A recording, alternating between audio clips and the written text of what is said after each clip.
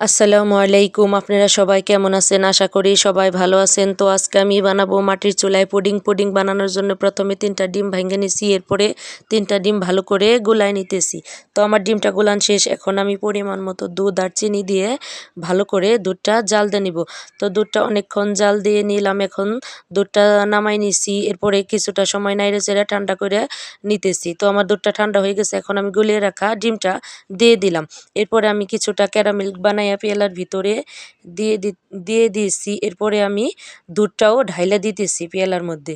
তো আমার দুধটা ঢাইলা দেওয়া শেষ। এখন আমি বড় একটা হাঁড়ি বসিয়ে দিয়েছি। মাটির চুলায় কিছুটা পানি দিয়েছি। এরপরে পেয়ালাটাও বসাই দিলাম। তো ১ ঘন্টা জাল দেওয়ার পরে আমার পুডিংটা হয়ে গেছে। এখন আমি কিছুটা সময় ফ্রিজে রাইখা দিব। তো অনেকক্ষণ ফ্রিজে রাখার পর এখন আমি পুডিংয়ের পেয়ালাটা উঠায় নিতেছি। দেখুন ভিতরের কালারটা কত সুন্দর হয়েছে, খেতেও কিন্তু অনেক মজা হয়েছে। তো আমার ভিডিওটা কেমন লাগলো অবশ্যই আপনারা কমেন্টে জানাবেন। চাইলে আপনারাও এভাবে মাটির চুলায় পুডিং বানাতে পারেন।